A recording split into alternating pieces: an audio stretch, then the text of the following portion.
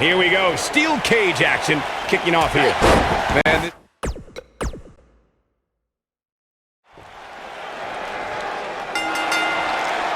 You can feel the electricity running through this arena. This is going to be some battle. One-on-one, mano-a-mano. For generations, the steel cage match has been considered one of the most ruthless matches of all time.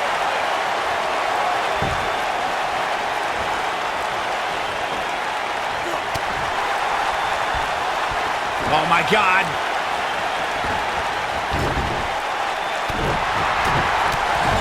Vicious strike.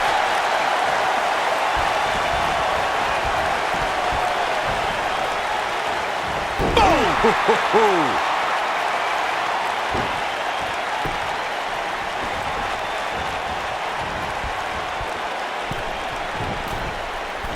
The steel cage is a massive enclosure that stands 15 feet in height. For almost 35 years, a select group of high flyers have taken their aerial assaults to greater heights. And when I say that, I mean superstars climb to the top of the steel cage, the real high-rent district, and dive off onto their opponent. And that all started with one man in October of 1983, Jimmy Superfly Snuka. To your point earlier, Byron, we've definitely seen some unbelievable attacks be launched from the top of the steel cage. And you mentioned the most iconic, the steel cage match for the Intercontinental Championship that saw Jimmy Superfly Snuka clash against bitter rival, the magnificent Morocco. There's no denying that Superfly set the bar. You look over the years to people like Jeff and Matt Hardy, Eddie Guerrero, Kurt Angle, and Chris Jericho. They continued to push the envelope and executed unbelievable attacks from the top of the cage. And watch Rikishi take flight off the top of the steel cage. Wow. According to historians, the twisted metal that we see as part of steel cages today dates back 80 years. To settle a dispute between competitors Jack Bloomfield and Count Pietro Rossi, the two met inside a ring surrounded by chicken wire. At first, these types of matches were... He's fighting back here. I expected nothing less, Cole. Oh boy, he is rolling. Great job escaping, trying to turn this thing around. Corey, you gave us an impressive history of the origins of the steel cage match. I'd like to point out to our viewers that from the 1960s through the mid-1980s, chain link fences were used to enclose the ring for WWE steel cage matches. A superstar could win by pinfall submission or by exiting the cage through the cage door or climbing over the top of the cage. We should also point out, Michael, that the way to win a steel cage match can vary by match depending on what was agreed to before contracts to compete in the match were signed. Talking about history, at WrestleMania 2, WWE unveiled the redesigned steel cage with solid steel blue bars before returning to chain link mesh in the late 1990s. The rivalry between Ultimate Warrior and Ravishing Rick Rude began during the Super Pose Down at the 1989 Royal Rumble.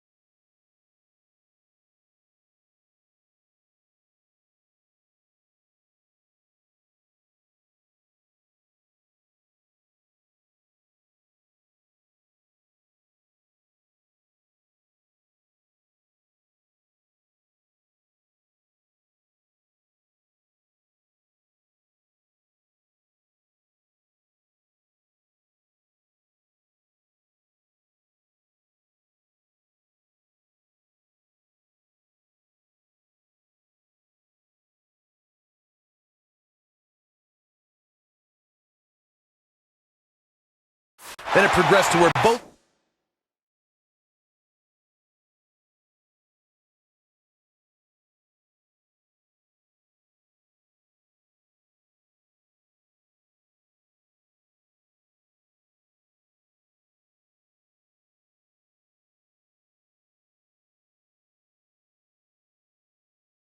superstars battled over the Intercontinental Championship. At SummerSlam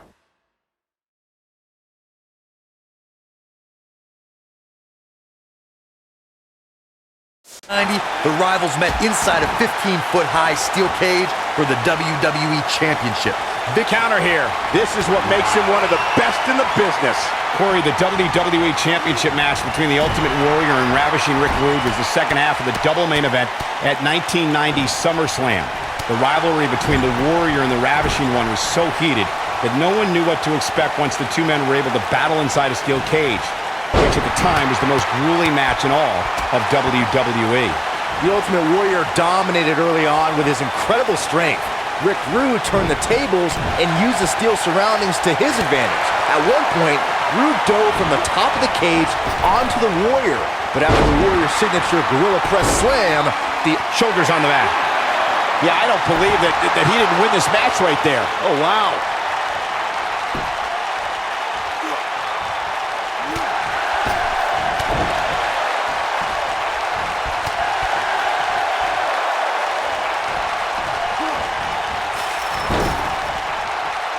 Little known fact, the Hell in a Cell match was actually inspired by a 1983 cage match dubbed the Last Battle of Atlanta. Here he goes. This might be it! oh my, I knew it was only a matter of time. There's the pinfall.